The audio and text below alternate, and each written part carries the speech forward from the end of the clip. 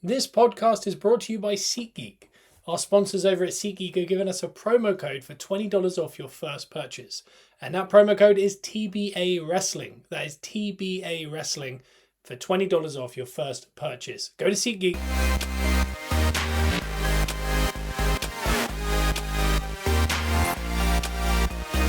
Welcome to Gunners Are Us, where we are positively Arsenal. And that we are. Yeah. And we're going to keep it positive. Yes, we are. And I feel like this year more than ever, it's 1 year into the pod, I feel like we're saying this every week now.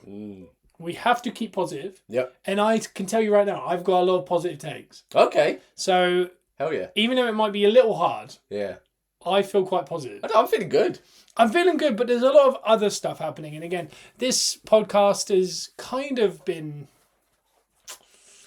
vaguely more about the PGMLL Yes. than it has Arsenal at times. The Pugmole. The Pogmole. And I mean, they've had an absolute mare this week, obviously, because Mr. Coote is staring into the barrel of a iPhone on a Snapchat at afters. And he's very... This video is not going anywhere. This video can't go anywhere. If you've seen that on TikTok, guys, check us out on Gunners Are Us pod on TikTok. We do 2 videos a day, or we do a live. And today is the live. I tell you what, they kind of solidified a couple of the notions we have about officiating. Well, this is it. Big time. Because today we're going to talk about David, Mr. Coote. We're going to talk about the Chelsea-Arsenal game. The lack of not representation in the England squad. Well, there isn't. But... that we're happy about that. Yeah, I'm alright. We will touch on. I'm not going to say his name because it's not proven. The allegations towards an unnamed football player. We'll talk a little bit on that because I don't want to get in trouble. Yeah. We don't know the full story yet, but obviously we can have an opinion on if it were one of our players, for example. And again, like I said, Gunners Are Us on TikTok. Go there, 10 a.m. GMT every single Wednesday. We do this for our live podcast. AFC for Life says, yo, just got back from Spain. Where were you in Spain? Is that Tom? Spain went to, Tom went to, was it Madrid? Yes. I believe, last week, yes. I think he was saying. Obviously, third host of the show that hasn't done much hosting this week. No. Or any week this season. No. And that's a shout at you, Simon Miller. We've been on your podcast 6 times this year. Hey. And you've not been on your own podcast. A cheeky little run-in would be nice. But I mean, he watched that Chelsea game during turbulence on a flight from Canada. So that tells you how busy he is. He's pretty busy, man. He's Canada He's a pretty busy man, and I mean... Hang on, I'm going to crack this yeah, as well. If you're sitting... I'm not cracking, but... I like this. I'm a big fan of this on podcasts. If you are sipping on something, join me. Let's go. And I mean, at 10 o'clock in the morning, you'd hope it wasn't going to be crackable. Well, it's a silver can with a red logo. You'd hope it was a coffee or something, wouldn't you? A cup of tea. I've already had a coffee. You don't want anything David Coote had that night. And we'll start there. So, and if you're, I'm going to say, if you're well aware you're on a video and you don't want the video to go anywhere, don't say anything. Don't say anything. Like, wild.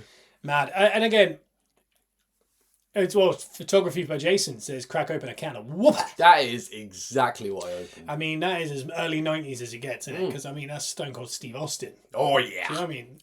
Rudy Poo, Kanyas. Yeah, what? Yeah, that's what he would have said to David Coote if he was sat on that sofa. But I can tell you what, Steve Austin wouldn't have been sat with David Coote. No. The interesting part of the video, there's a lot that you can unpack. Firstly, how is he in that situation? Yeah. Because I don't believe that guy's just his mate. No. Because essentially, he's not treated him like a mate since. But not only is he in that situation, like you said, not only is he saying on camera, the opinion he has, I think is 90%, I'm not going to say valid, but it's his opinion. Yeah. 10%, it's just rude. Also, don't have an opinion. Well, no. In your position... that's the question. The thing is, and again, I think that's what we have to talk about. As a ref, or any work thing, anyone that's listening to this podcast, at work, these conversations happen.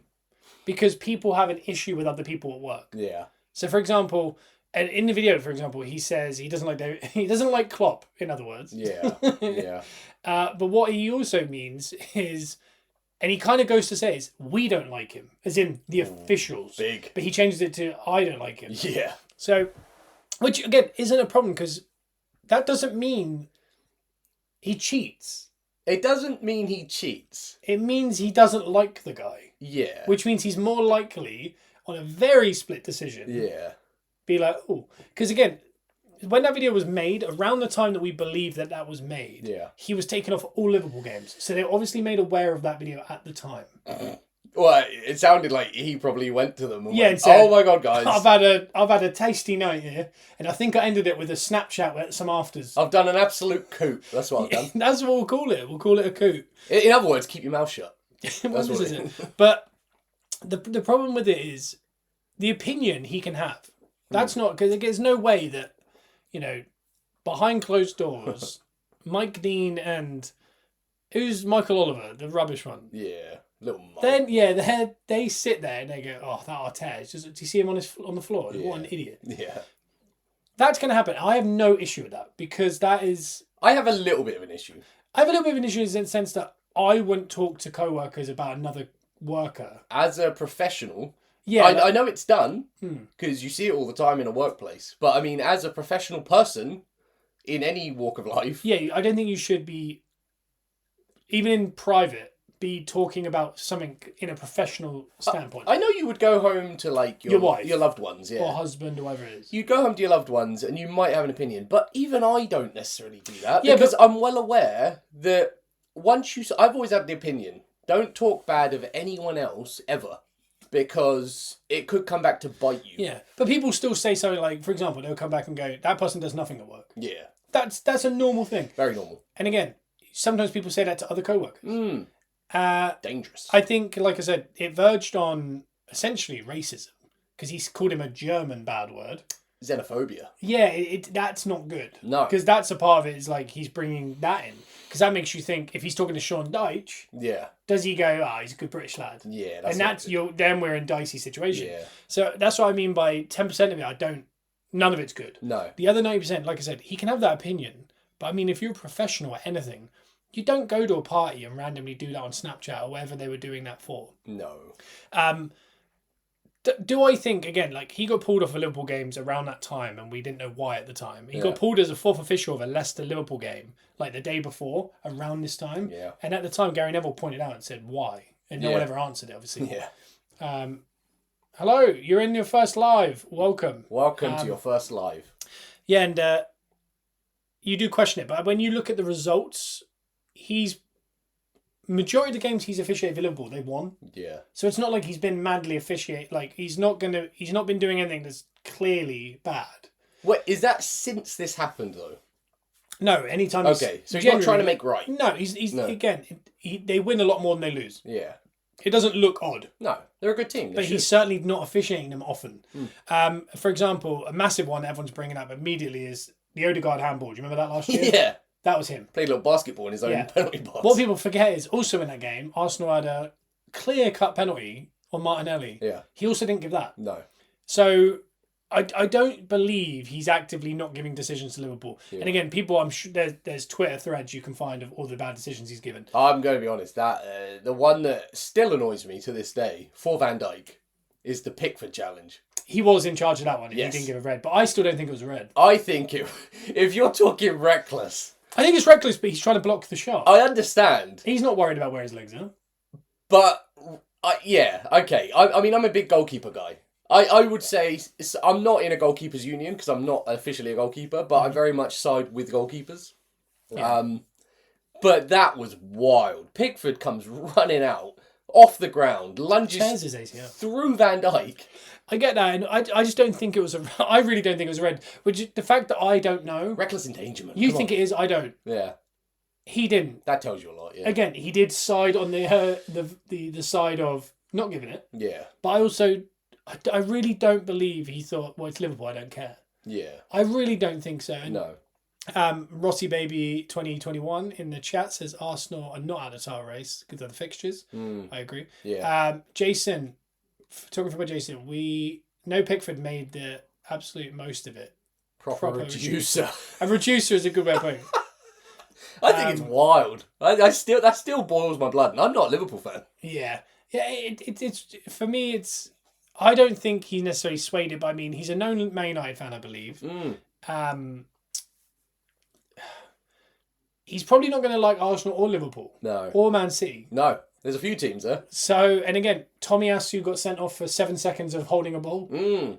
That happened last year. Yeah.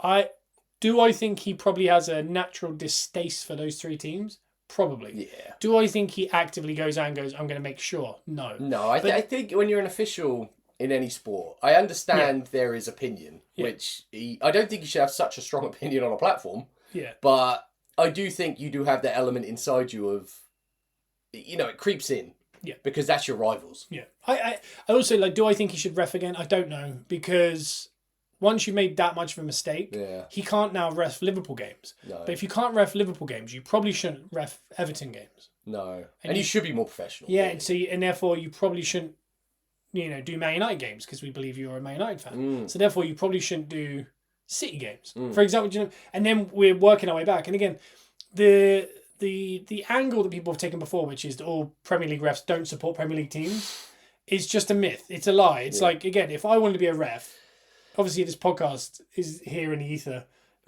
People are going to know who I support. But guess what? They ask me who I support, and I go, Barnet. Yeah. Because I want to ref at the highest level. Yeah. Why would I say Arsenal? Because then I know I'm going to avoid half the big games. Yeah. So the whole notion that they don't support big teams is just nonsense. And even if they do support Lincoln, they probably have a Premier League team that they really like. They've got an opinion, yeah. Like, for example, if Arsenal got relegated to the second division, I'd still watch the Premier League. Yeah. But I'd still hate Spurs. Yeah. Yeah. So that whole stuff is pointless. It goes back to the argument that we've had, which was I think we should have all European refs.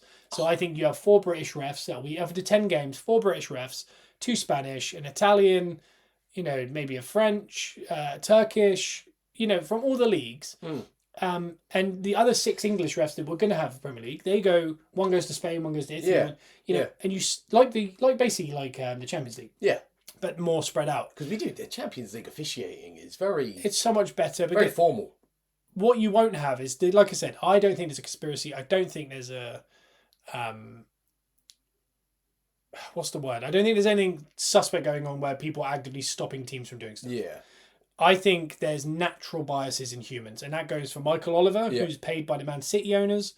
It's the same reason he didn't give a decision to against Genoa, because they're owned by the City owners. Yeah. If you look at his history, he's given some suspect decisions to City and bad ones against teams that have played City. And that's not one particular team, but I mean, you can look at it. There's no way, and I think he's a decent ref. Yeah.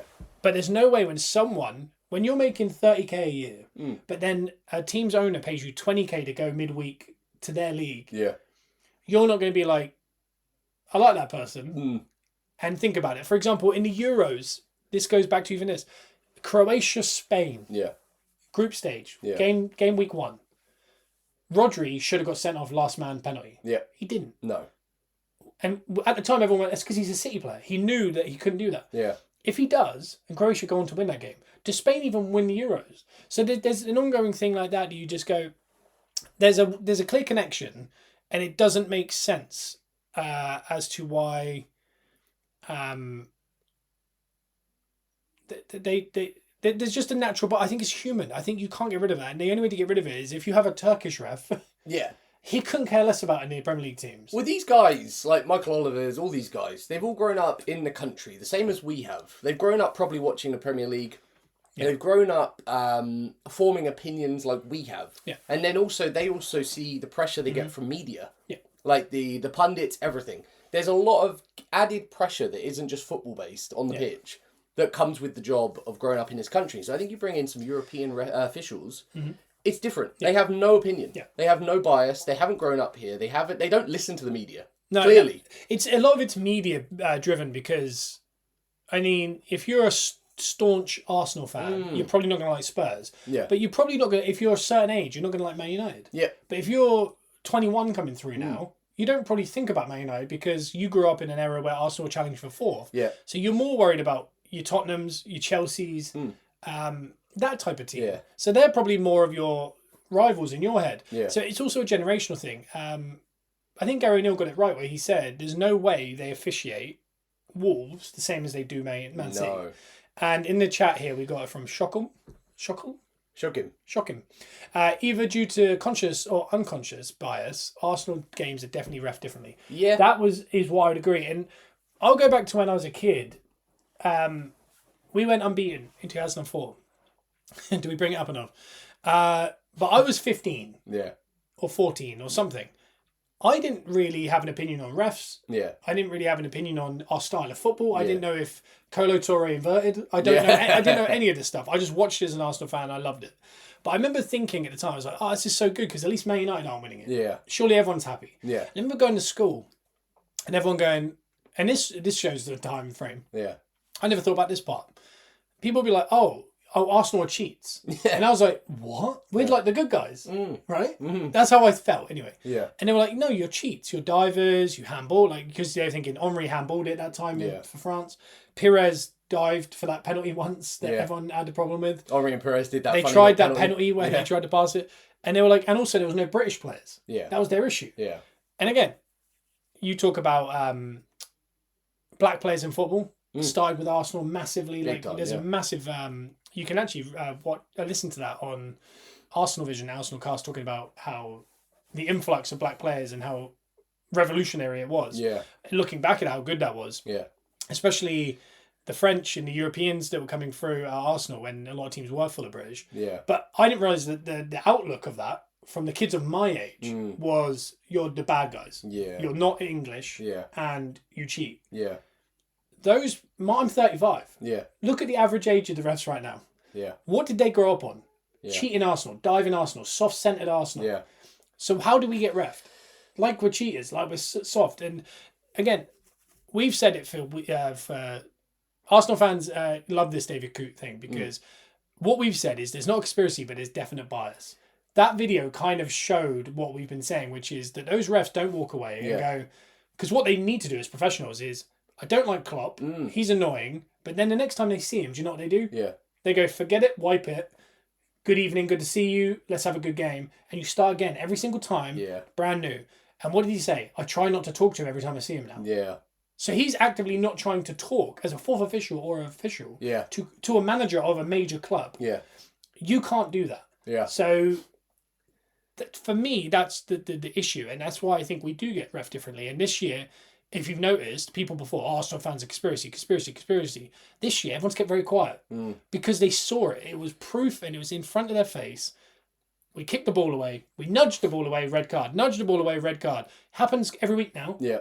And again, in that Chelsea game, I don't know if anyone saw it, Cole Palmer knocks the ball away or stops us taking a quick... Yes. And Timber throws what looks like a child's tantrum. Yeah. Because he's annoyed. Because he's like, it's obviously in their head like Arsenal fans. He's like, we got sent off for this. Yeah. Do something. Yeah. And he didn't. Or I'm going to. And then Madwanky walked past and also did the same and started doing it. So the ref had to book him because Timber like almost dropped to the floor like, oh, what are we doing? Yeah, what's happening? And that's how hard they had to work to get that book in. Yeah. We just have to nudge a ball. Yeah. And we've lost games and drawn games because of this. It's the same with the last man. And then weeks after, people got closer to goal doing last man. Yeah. And we were further away and they still weren't getting reds.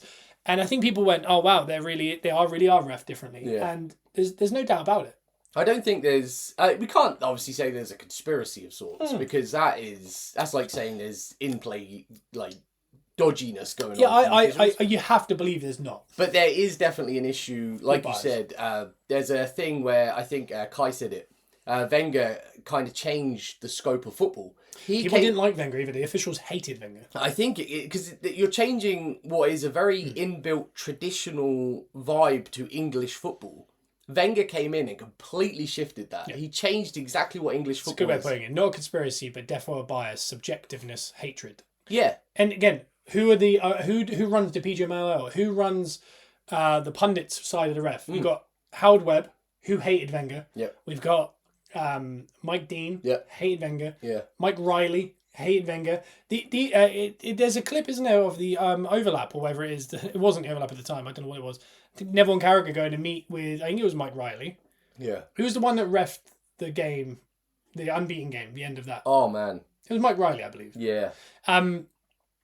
There's a bit where literally they end the conversation in the VAR centre. And Neville, when he stands up, he goes, thank you for that game all those years ago. And he goes, no worries. Yeah. And if you watch the highlights of that game, like in today's football, it'd be investigated. Yeah. It's a dive to obviously win the game. Yeah. But if you watch the whole game, this last man, they're flying over the ball. It doesn't matter. They wanted the unbeaten run done. Yeah, and that's what I mean. And so these younger officials grew up with that Arsenal, and the people they're seeing to in the VAR centre, and they have to answer to, all grew up with, you know how everyone hates Klopp now, by the way? Yeah. Guess what's going to happen? In 20 years, Liverpool fans, you've got it coming. Yeah. Because all the current ones are going to be the higher-ups, and they hate Klopp. Yeah. And we can see that now. You're coming in and you're shifting the pattern of what is it's a good old English boys club, basically. So when Wenger came in, obviously, like I said, he changed everything. So I was shocked him said, thanks for the 50th game. That's what Neville said to him. And they both laughed and they shook hands. I mean, I said that literally at the time. At the time of that game happening, when it all happened, game ended, Rooney went down in the box, and I was adamant from that day till this point that something was up, because they changed the course of the unbeaten run on that night. Yes, it's but like we were saying about Wenger shifted the game. I just want to bring it back to that.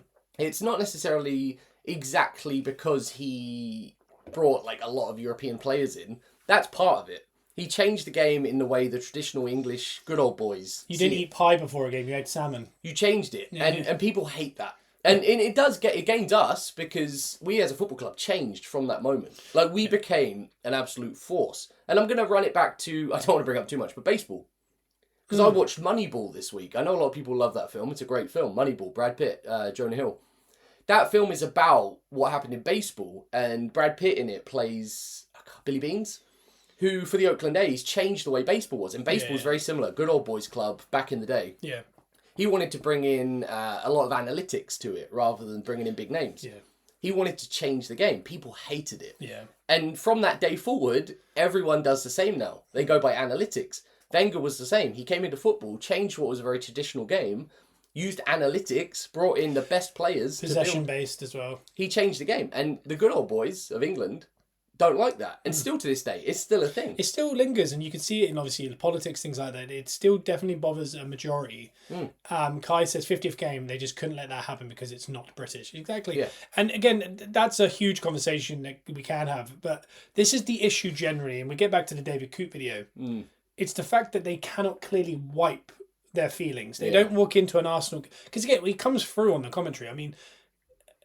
to be fair, Arteta came onto the field and picked the ball up this week and got booked. Yeah. Like, he does push his boundaries. He does, yeah. But when Mourinho used to do it, they would laugh. It was fun. It was funny, yeah.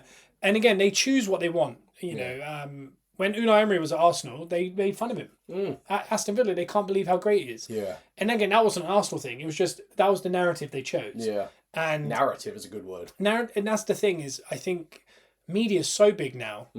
They talk about so much stuff. It's so hard for it not to kind of warp you, if that makes sense. Yeah. And this goes for us, it goes for fans, it goes for the pundits, it goes for the refs, it goes for the players. I mean, imagine being a player now. Yeah. I mean, I'm sure Declan Rice scrolls Twitter after a game and goes, why do they ref us differently? Yeah. And can you imagine trying to play knowing what you know, and seeing the proof and being like, that's really... So you kind of got to avoid it because... you'll fall into the trap. That's the other side of the coin, is we talk about the refs having like a slight lean in their minds. The players are doing it now. Yeah, definitely. Yeah. And who was it? Is it James Justin did that podcast once? And I don't know who the ref was, but he said it was in the Leicester year when they won the league. Yeah. He did a really bad tackle. It might have been Simpson. It might not have been James. James Justin's current player is Simpson. It was Simpson. Yeah.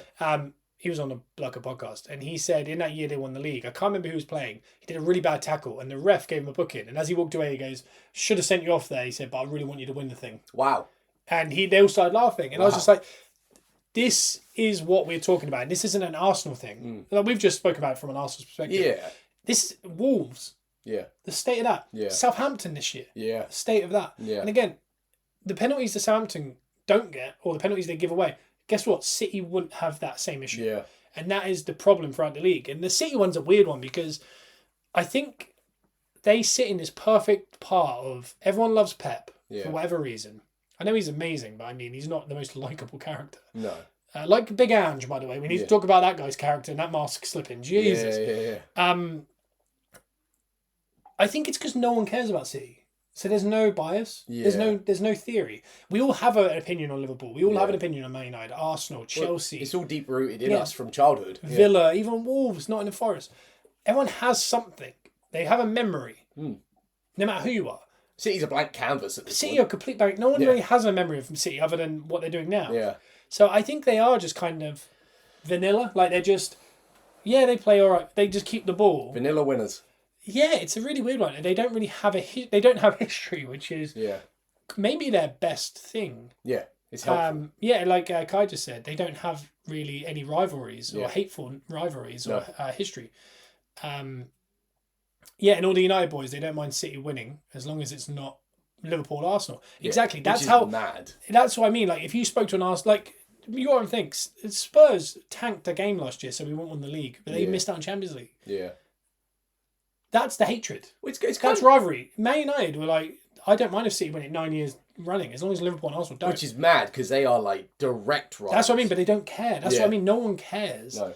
Kind of how about Spurs though, to be fair. Like I know we have like a built-in thing for Spurs as Arsenal fans, but growing up to this point now, Spurs have never been a threat. Yeah. So I don't really think about Spurs that much. I mean, it's fun to say like, Spurs. I hope they lose, but it doesn't affect us.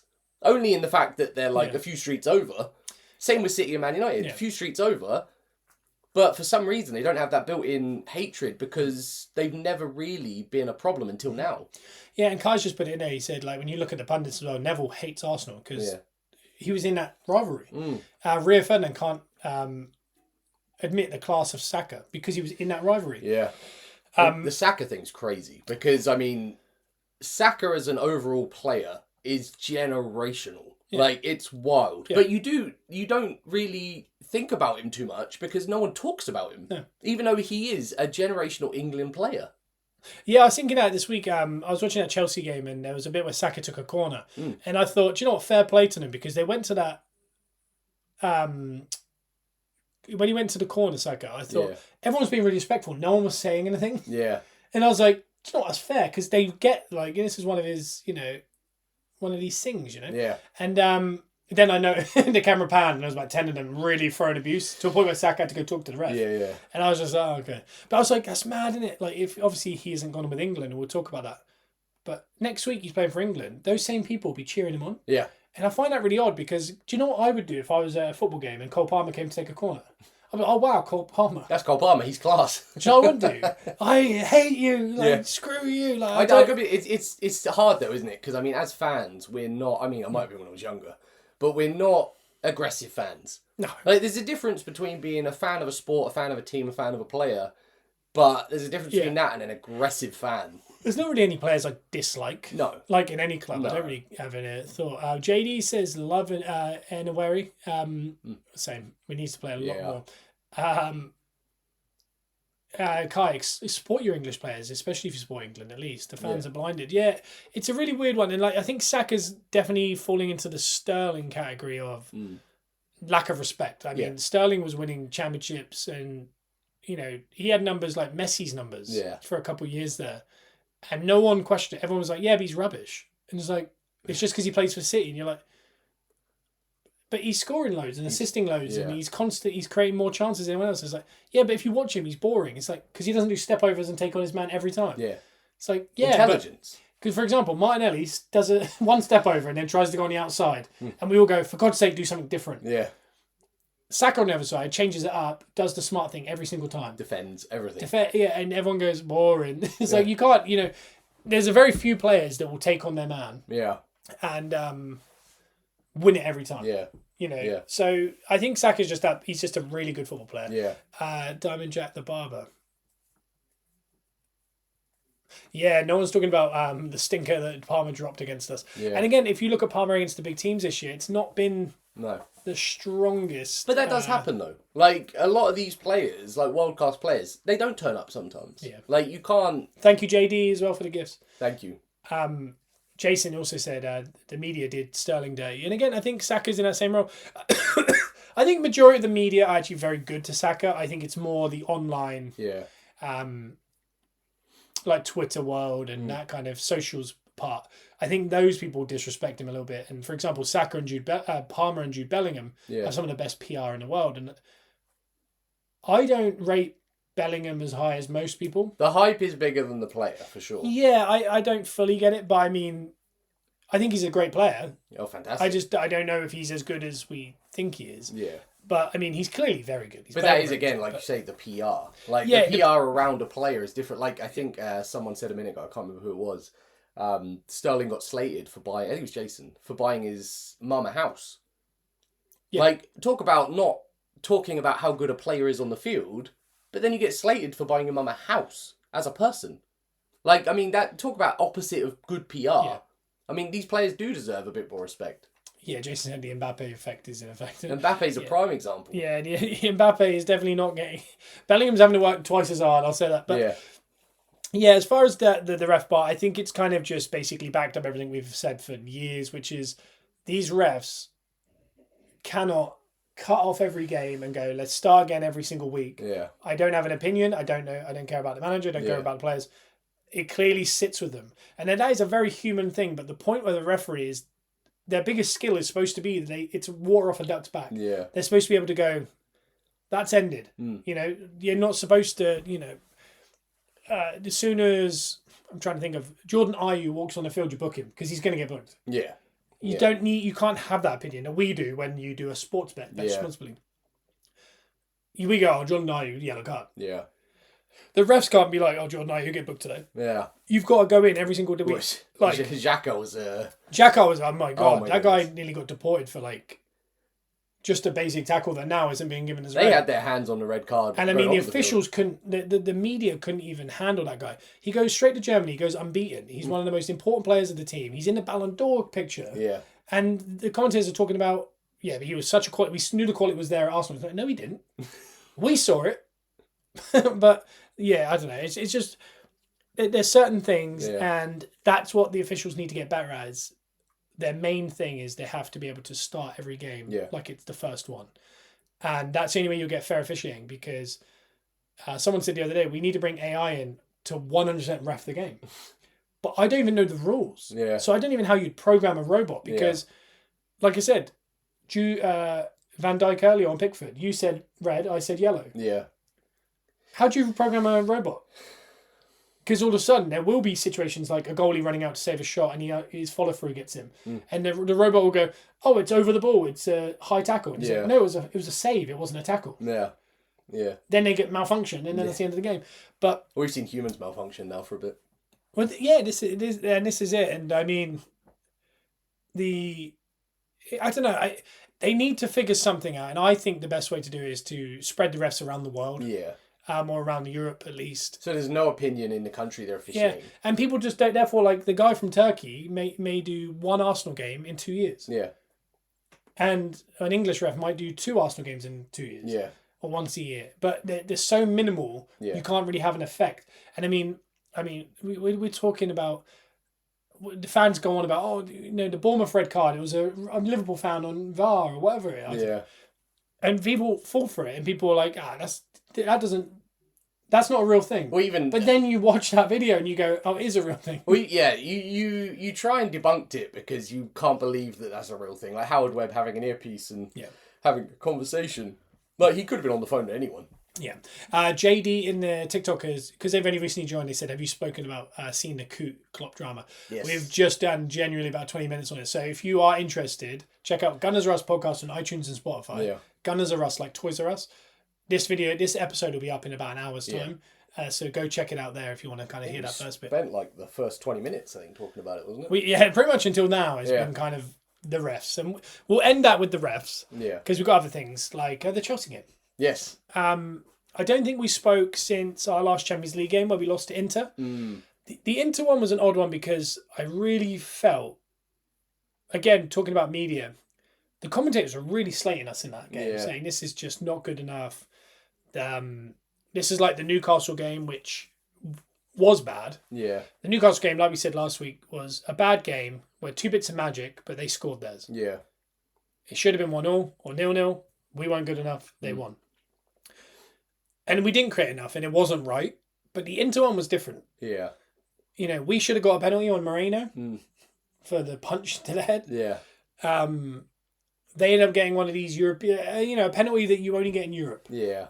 And again, the worst part is it was acceptable because you go, in Europe you give that. Yeah. But at least we know. Yeah. We've already got that. As soon as it happened, we went, in Europe, that will be given. In the Premier League, maybe not. Yeah. But that's the problem, is in Premier League, I don't know. But in the Europe, I know that's a penalty. So it's like, all right, whatever. They've set the groundworks for us there. Yeah. Yeah, and again, Kai's just said it, the commentary, I don't have any subscription anymore because I'm tired of the hatred. Yeah. This one was the perfect example. I think it was Fletch and Ali McCoist and Rio. Yeah. And there was a bit they did about nuts midway through it, which I actually thought was really funny. But generally, in the second half, oh my God, this is so bad. And Çalhanoğlu would just receive a ball and they were like, oh! I mean, Çalhanoğlu had a decent game. He wasn't great. He scored the penalty. Yeah. Doesn't miss a penalty. But they were like, it was like, remember there was a game, I think it was the Porto game, that Ali McCoist couldn't believe the fullback. Oh, he loved him. Yeah. He couldn't, but he didn't do anything. Yeah. But he just, every time he got it, he was, oh my God. Yeah. It was so, He locked in on one person. yeah, he just decided that guy's the guy. Yeah. Which is scary, because that is the problem, is they decide. In the first 5 minutes, the commentators decide how they're going to narrate the game. And that's what we all take our information from. David Rea will take a second on a ball and he'll be like, the whole game, oh, he's wobbly, and nothing ever happens. Yeah.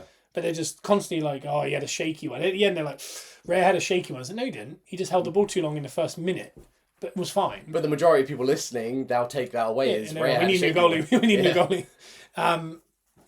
But yeah, they just decided, this is awful. I mean, Havertz got one tipped over the bar, that really nice effort from the edge of the box. He had a blocked shot on the penalty box that any other day goes flying in. Yeah. He was on the 6-yard box. There was the Jesus chance. There was every corner nearly went in. There was one off the line from the corner. Yeah. And when you look at it, this is a team that haven't conceded in the Champions League. They haven't failed to score this season other than Man City in the Champions League. Yeah. Where they drew 0-0, I believe. They don't concede. They're champions of Italy. Yeah. They're right at the top again now.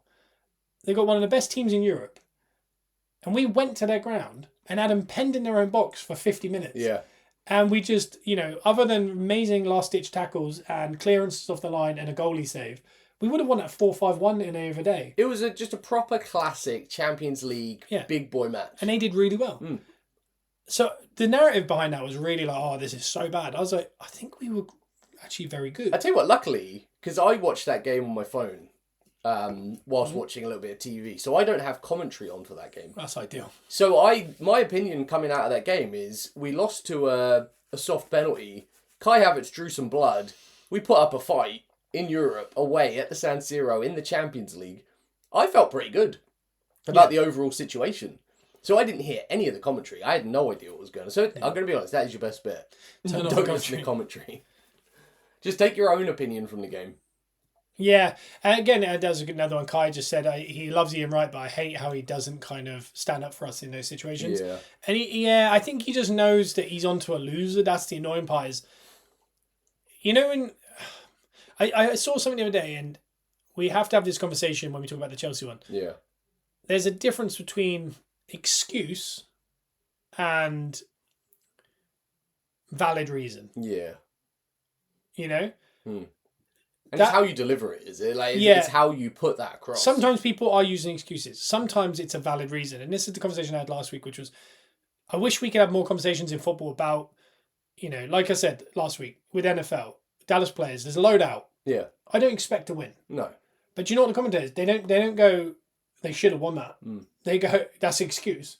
They go, well, they got all the starters missing, so yeah, it's going to be a struggle. It's facts. You work in facts. Exactly. Sometimes that happens. So, for example, to win the league, you need a slice of luck with the injuries. You need a slice of luck with the decisions. You need a slice of luck from the fixture order. Yeah. Or there's all these extra factors.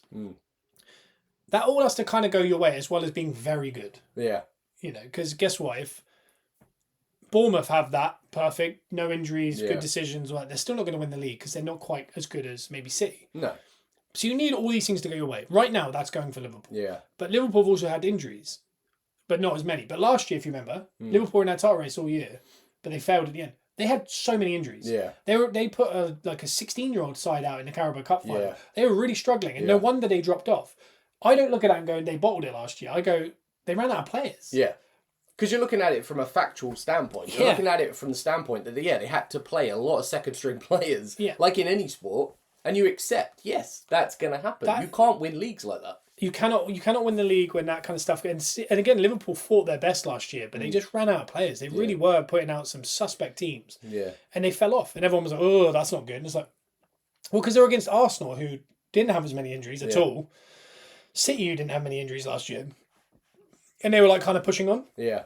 And in the end, we failed because we didn't have quite a bigger squad as City. So, like, you not only do you need no injuries, you also need a big squad, and you also need these and this. Also, Liverpool went to the Carabao Cup final, so they had more fixtures. And there's a lot of things like that.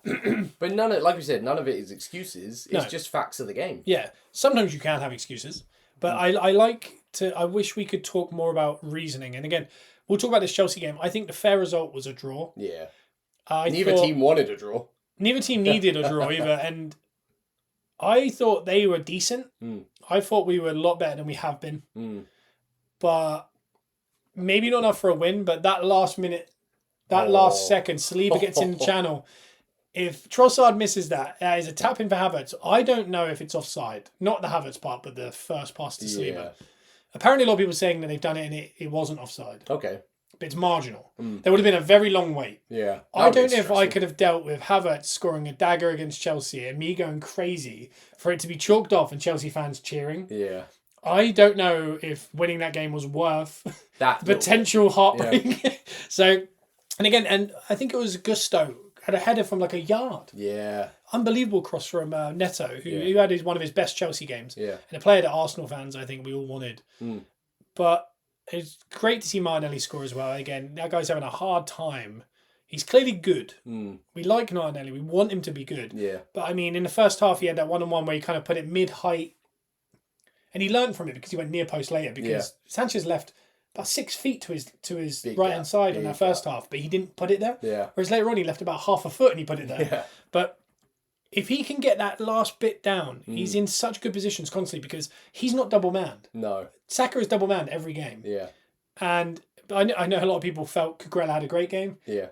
I think him and Saka had 8 duels. Saka won 5. Yeah. The other two were fouls. Yeah. And then Cucurella won the other one. I think the stats show a different game to what the eye saw. And again, talk about media. Neville was talking about how great he played.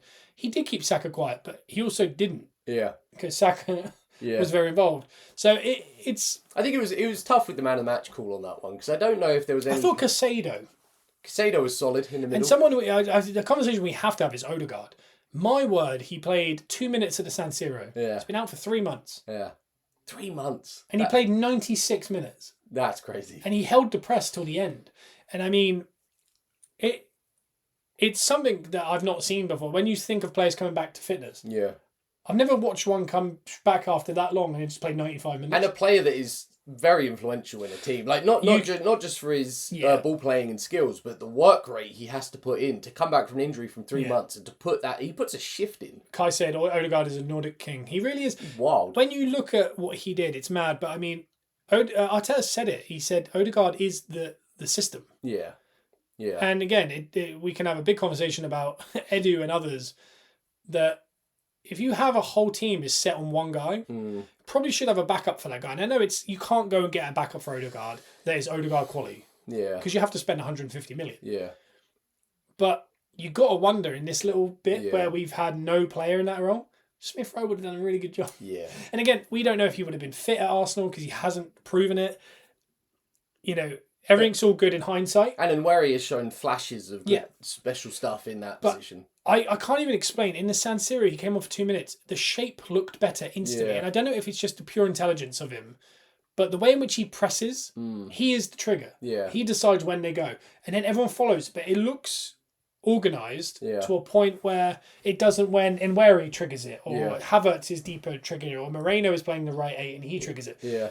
It just looked correct, and it made everyone else play better. And again, there's a knock-on effect. The way when Odegaard does that, Havertz is now in his right position. Yeah. Him and Havertz have a great relationship. I can't stress enough how important it is for post this international. We need everyone fit. Well, keep that 11 together. And I think if Calafiori is supposed to be fit, the 12 players that we believe is the first team, because again, we have 12 players that we think, like if everyone did a first 11, we've probably all got the same 11, maybe give or take a Timber, White or Calafiori, someone switched. we need everyone fit. We've got 7 winnable games. We need to win 6 out of 7 before Christmas to really kind of hold on. Again, we have had awful fixtures. That's a real reason. We have been missing our best player. Yeah. We have also been missing a lot of other players. We've also been playing 3 games with halves of games. 1.5 games we played with 10 men out of the first 11. We've already gone away to Villa, away to Spurs, away to City, away to Chelsea, away to Newcastle. Yeah. Our home games have been against Leicester and Southampton, but also Wolves and Brighton. But again, in the Brighton game, we were put down to 10 men. In the Bournemouth away, we got down to 10 men. Well, we've also seen since then how good Brighton actually are. And how good Bournemouth are. Yeah. And again, at the time, we drew with Brighton and we lost to Bournemouth. And if you remember, the media narrative was, if you want to win the league, you have to beat Brighton and Bournemouth, even with 10 men. City in this last week have lost to Brighton and Bournemouth with not 10 men. Yeah. I don't... This thing of, like, you've got the top 4 that you're competing with, but then when you play everyone else in the league, you have to go get wins. I don't think that's the thing anymore. There's teams outside of the top 4 now that are challenging for the top 4. So I think every game is tough. Every game is tough. We haven't played Ipswich yet. So I think that game is still going to be tough. I'm glad that we're back to a point where my issue the last few years is I really believed people didn't try and beat City because they saw it as like, and like I said before, if you're Southampton, why would you try and beat City when next week you've got Leicester? Yeah. You want to save your, your mustard up. Yeah. Keep your eggs in the basket for that one. So you would go and go, do you know what? Have some fun, play free-flowing football, and that's perfect for City. Yeah. And I really believe that's why they win so many games. Whereas at Arsenal, it's all you can get at Arsenal. So they think, you know what, could we sneak a point? Could we sneak 3 points? Yeah.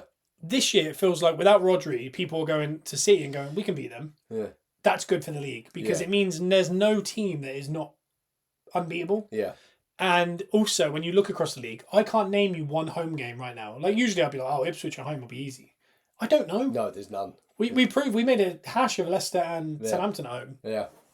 There's not really any easy games. No. It's the toughest league in the world, for sure. Yeah, but I'm glad it's back to that. Yeah. Because I think it's going to make it more interesting for, we're, 9 points off the lead. No one's ever overturned 9 points in the Premier League history to win the league at any point in the season. Yeah. I know last year that there was a big old lead. We were at 4th at Christmas last year, and we were all kind of going, well, if we can get top 4, we then went on a 3-month purple patch. Anything can happen. Yeah. But it's frustrating that obviously this season is the season that City have chosen to be maybe poor. Yeah. And we're not going to get it. But I mean, if Liverpool get it, you can't say they don't deserve a nice season. Yeah. Having to challenge City for so many years. Yeah. But I'm happy with the Chelsea performance. The dagger at the end really hurt. Yeah. But I kind of accepted it was a fair point. I think the eye test of the last 2 games, like you said, off the back of the Newcastle game, we were concerned. Yeah. Not just because of the loss, because of how we played. To then go away to the San Siro, put up a fight, still lose, but put up a fight. There's a fight there. Yeah.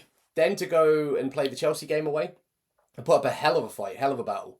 Come away performance-wise, very positive about after the international break. I just hope we lose momentum after international breaks.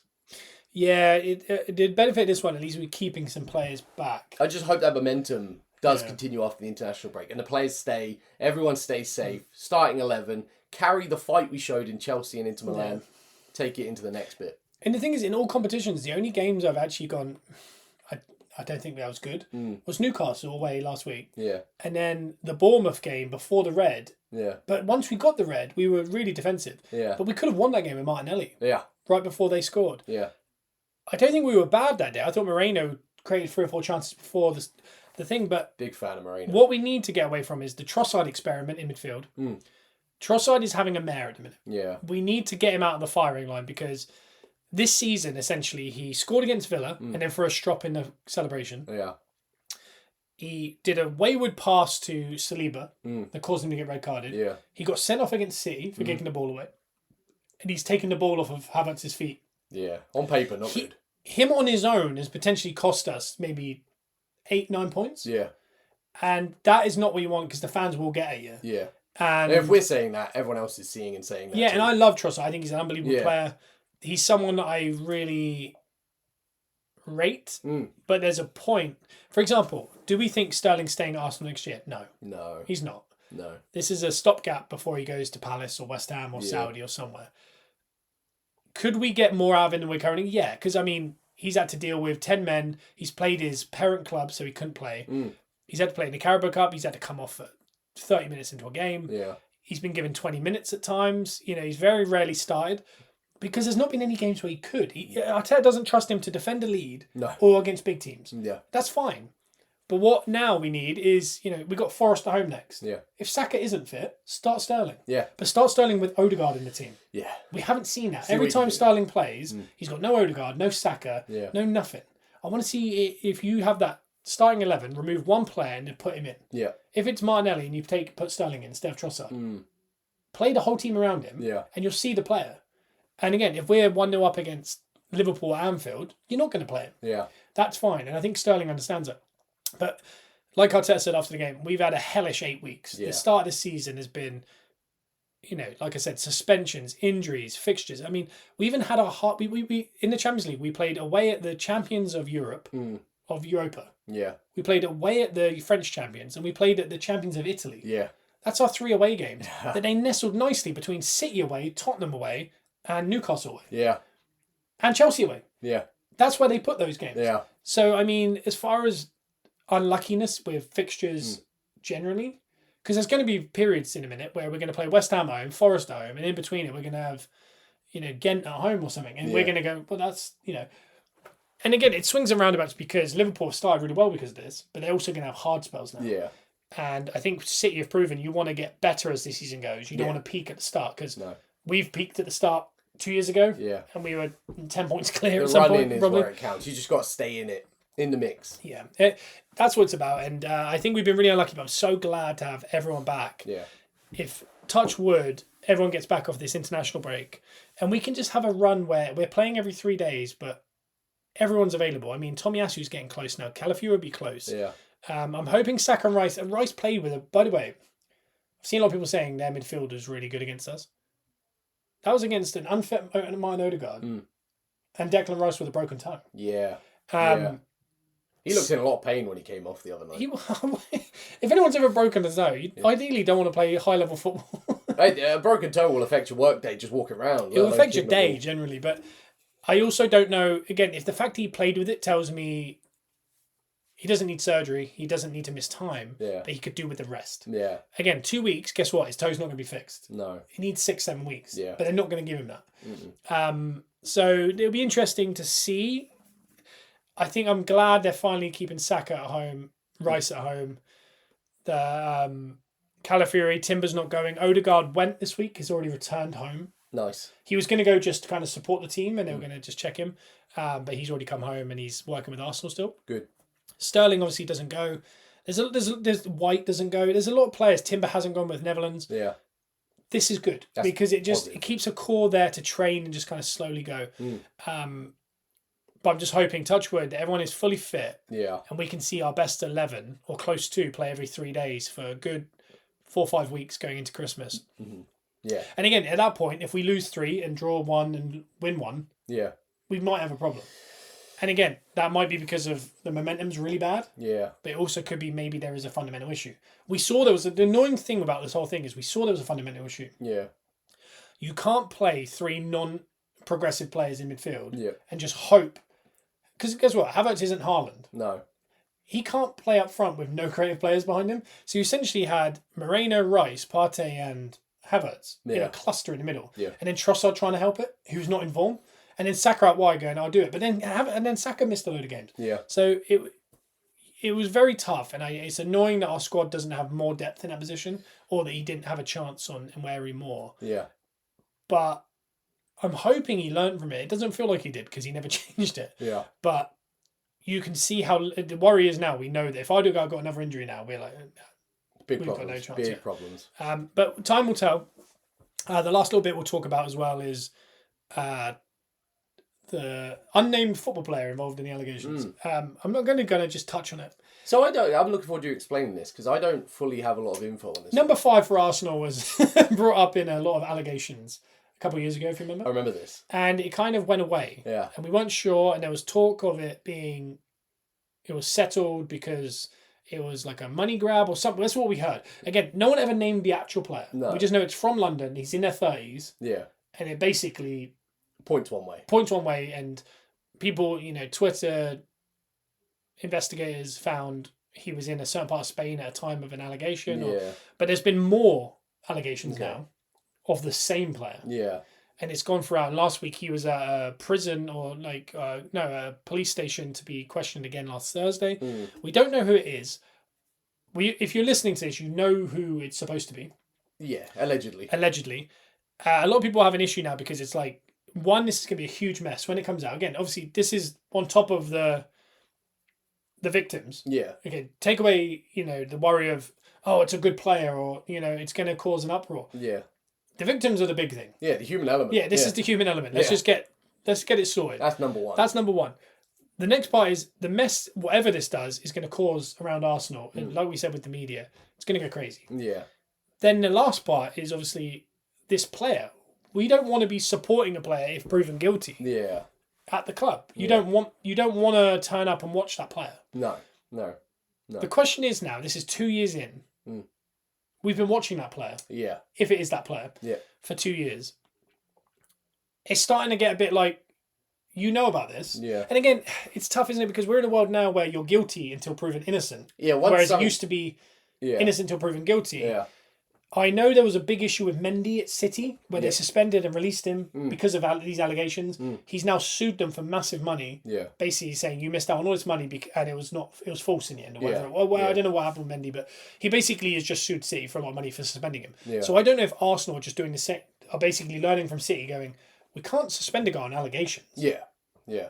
Yeah, you can't technically because nothing's proven. Yeah, but unless there's a police ongoing, and they're saying there's an ongoing police investigation, so you think maybe you need to suspend him. Yeah, but they also can't name him because of the British press. You don't name people in allegations or so. There's some kind of law. Yeah, I don't know enough,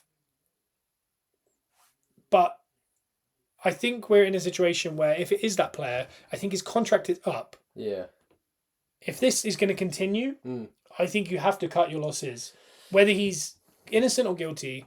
I think you just need to get away from it because, like I said, you might be doing it because legally it's the better thing to do to keep playing him because, like we just found with City and Mendy and what they did, there's a big repercussion. And again, he could be proven innocent and you go, oh, that was really bad, obviously. Yeah. But if it's proven guilty, there's a real issue here for fans who have had to, have gone out and bought his shirt. Yeah. Or gone and supported him at a game or thought, oh, I love that player or whatever it is. So we're in a really dicey area. It does feel like this season's going to end up being the season where that is our biggest talking point, and we come sixth, and everyone's like, "That was a mess." It all gets messy, yeah. I don't know, but like I said, realistically, if this guy's guilty, obviously the victims are the biggest thing, and finding him guilty is the other big thing. And make sure that's all done. Photography edition said it's Greenwood all over again. It's you have to play this right because Man United didn't play that right. They kept saying like maybe we'll play him and he was guilty. There was video proof and that guy was guilty. That was mad. Yeah. If this is proven guilty, there's no chance he plays for Arsenal again if he's proven guilty. No. But we're in this weird area where it's an ongoing investigation. I don't know enough about anything to be like, why not suspend him until it's over? There's a lot because I don't know legalities. He could then sue Arsenal. I don't know. There's a lot of red tape involved, and that is the issue. When there's allegations and there's nothing necessarily proven, there's a lot of red tape involved. You've got to be very careful from both sides. It's a really tricky conversation, and I know that's why we're not kind of overly saying his name. No. Because I don't know. And it doesn't help when they just keep releasing this unknown football player, and we're all assuming... Can you imagine if it turns out not to be him? Yeah. There's too much smoke without fire. It's got to be him. But there's like. But can you imagine? There's usually smoke with fire. Yeah. But all we can really do is wait for the news. Trust that everything gets done the way it's supposed to be done from the police side, from Arsenal's side. Because can you imagine for like even the players? Their players are reading the same stuff. Yeah. Going to training every day. You must be thinking, I don't know about this guy because I mean. This is not good stuff, Does that make sense? Like, Kai says you can't suspend players on allegations. Employment Act, with contract. And again, this is what happened with Mendy. Yeah. City, and I guess they've just learnt. Is he playing for a contract? So he shall delay. Should delay. Yeah, that's the thing is we're seeing the best of this player, Yeah. and I'm assuming it's because it's a contract year. Mm. Yeah, because all of a sudden he is fit. Yeah. Yeah, playing well. It's so tough. Again, as time goes on, I think we might be getting closer to finding a bit more information out about it because it's reared its head and there's more allegations. So the one allegations wasn't enough. If there's more, again, smoke without fire, that it's a big worry. Yeah. But I'm hoping that Arsenal do the right thing in whatever the outcome is, basically. Yeah, absolutely. Because it's above my pay grade. I don't know, but like I said, we talk about sport. Yeah, and then again, biggest concern is the people involved. Yeah. Make sure they're all good. Other than that, I'm not going to tell you what happened in Prediction League last week because next week we'll be back with Prediction League. Yeah. So I'll tell you the results of last week. Whereas this week we're not predicting anything. That's true. We got England, international, unfortunate. So make sure you do something this weekend because it's the last one for a bit. Just take it as your weekend to relax. To actually be a normal human. Yeah, don't worry for a weekend. Just go do some nice things. Go out, go shopping. Take the kids out. I'm sad there's no football, but I must admit I felt like I needed it. Yeah. Because Arsenal's been so stressful this year. Yeah. So yeah, it's been a week. I feel like we're better than what people realise. I think we're about to go into maybe a good spot, but I do think now the pressure's on because if we just picked up 3 points at Bournemouth or 3 points at Brighton at home, the conversations wouldn't be as loud as they are right now. No. Because we'd be 1 point behind City or something. But nothing really went our way in that moment. If you know what I mean, like. Even if one of those games had just gone our way. Just something solid to show, Even a draw at the San Siro and that last-minute win against Chelsea would have been lovely. Yeah, I think people would be talking a little different, but it didn't. Yeah. But it means the pressure's on. We have to win. Again, like I said, 7 games before Christmas, I believe. Somehow they're getting that in 5 weeks. Plus other cups. Christmas is so close. Yeah. I think we need 6 wins out of 7. Yeah. We really do. It's possible, but we need to do it now. So pressure's on. We'll be back next week with Prediction League. Yes. I think it's Forest at home we'll be predicting, plus obviously all the Premier League action. Hopefully no injuries to report in that time, but the way the media works in football, I'm sure we'll have stuff to talk about. Oh, they'll say something. This week is the easiest. This is the week where usually we do like a 30-minute episode because there's not much to talk about. Oh, yeah. I hope you enjoyed the hour and 2 minutes of podcasting we've done. Anything to say on the way out? Are you good? I think I'm good. I'm feeling good. I'm feeling good about what I've seen the last couple games. Looking forward to weirdly a week off just to relax and take stock. And then we'll be ready to go hot and heavy into the Christmas run. Yeah, that's what I'm looking forward to. Niam FBA has said, "Who do you think are going to win the league?" I'm going to say City. You reckon? Yeah. No chance anyone else is going to win. But we'll see you next week. Hope you enjoyed it. Enjoy your weekend. And be back on TikTok and check us out on Whatnot. We're Peppercorn Sports Cards on the Whatnot. Get in that sport card game. Yeah, because we're selling mystery boxes. Yes, and we're doing a lot of trading cards, a lot of cool memorabilia and stuff. So check out Whatnot. No one joined right at the end to say GG's. I appreciate you. I'll see you in a bit on Fortnite. Everyone, have a good weekend. Enjoy your life. Goodbye.